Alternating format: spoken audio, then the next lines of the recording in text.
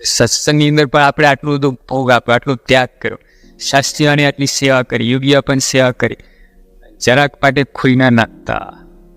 ધ્યાન આપજો, ચાલુ જ છે એ યોગીઓ પણ એ પ્રવંગસાઈ ચાલુ છે.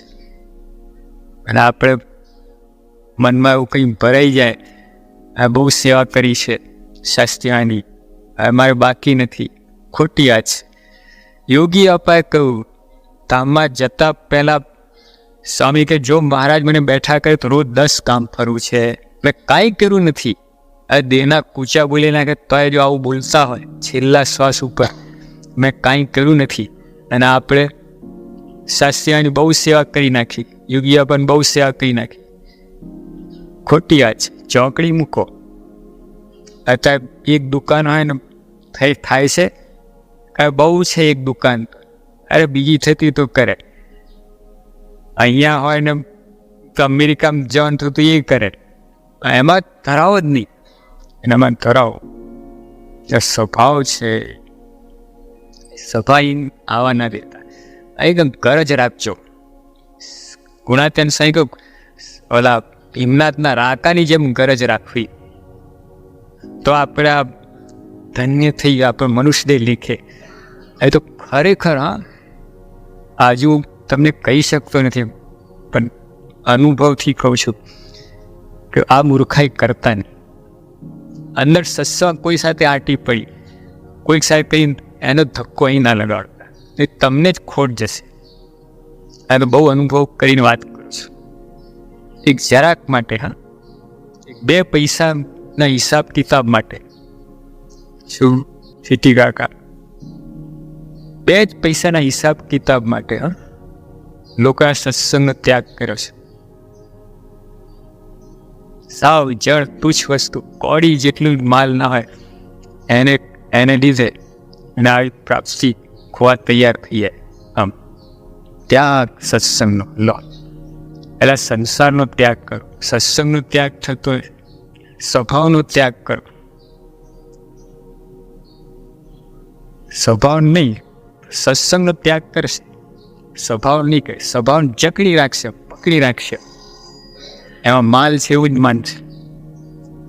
એ સરે પરમહંસને પ્રશ્ન પૂછ્યો છે, ગમે તેવો કઠણ સ્વભાવ હોય, આ તો ગમે તો કઠણ યાર, એક નાનો સ્વભાવ નથી મૂકી શકતા. આ તો હિમાલય સ્વભાવ મૂકવાની વાત, પણ છૂટકો નથી. સુખી નહીં થાઓ, સ્વભાવ રાખશો.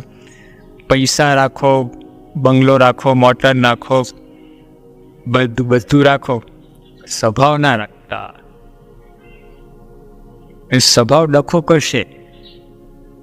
કાંઈ નહીં હોય ને એક લંગોટી છે તો એ ડખો કરશે સ્વભાવ. હા, આપણને લાગે કે મકાન આ હોય તો જ ડખો. ના ના ના ના, મકાનની કાંઈ જેવું નથી, કોઈ માલ મિલકત જેવું નથી. એક સ્વભાવ રાખતા નહીં. બધું હશે તો જ ચાલશે. મકાન 10માનું મકાને રાખજો, સ્વભાવ ના રાખતા. આપણે જ કહીએ બધું જ જતું કહે, સ્વભાવ પકડી રાખશું. ફૈબાએ કર્યું, હા, ચેમ્પિયન. એ તો શ્રીજી મહારાજ જો ગાનામાં ઓલા તળાવ કાંઠે ઓટો છે શ્રીજી મહારાજ. મારા થોડીક વાર ત્યાં ઊભા રહ્યા તો ઓટો ચણી ગયો. ગોરિયાદમાં તળાવ કાંઠે ઉઠ્યો, ત્યાં તો મહારાજ 5 કલાક જ ઊભા રહ્યા છે ગોરિયાદમાં, 5 કલાક. પણ ત્યાં ઓટો ચણી ગયો. અને મચ્છામાં 22 વખત મહારાજ ગયા, તો નામ નિશાન નથી.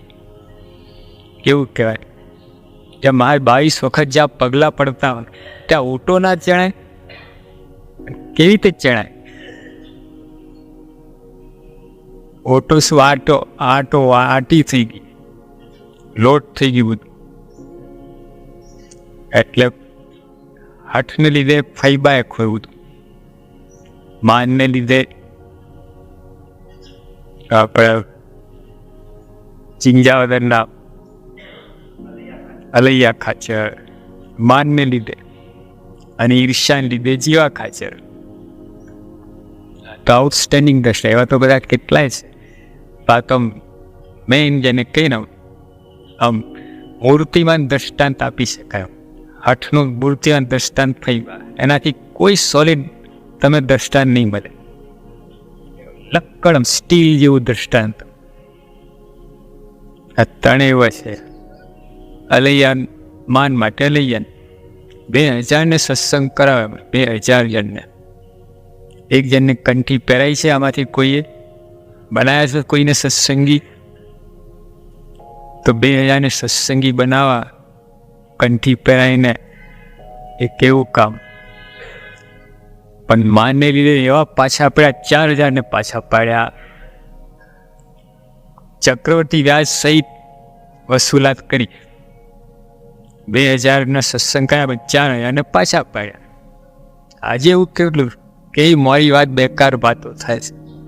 મારી વાત એ બધું સત્સંગ, એક જ વ્યક્તિ હોય ને મારી વાત કરે ને 1000 જણ ધક્કો લગાડે.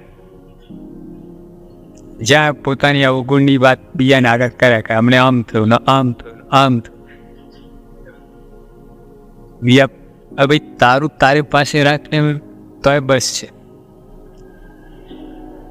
અમને આ સત્સંગમાં અન્યાય થાય છે, અમે આમ થાય. અરે ભાઈ શું અન્યાય? આ પુરુષ બોલાવે શું બાકી છે? આના માટે બધું વારી ફેરી નાખી દઈએ ને તો ઓછું છે. એ બધું મૂકીને પેલું કોડી પકડી રાખે. અત્યારે મહારાજે કહ્યું ને કે હાથમાં એક કોડી હોય, ફૂટી બદામ હોય, અને કોઈ ડારો દે, ઓલી ફૂટી બદામ મૂકી દે, એ તલવારથી મારી નાખીશ. મૂરખ હોય તલવારનો ઘા ખાય, ડાયો તો મૂકી દે, જાય હું પી જાય. સ્વભાવ પણ એવા છે, ફૂટી કોડી જેવું છે, એમાં કાંઈ માલ નથી, તેની જડ પકડ રાખે.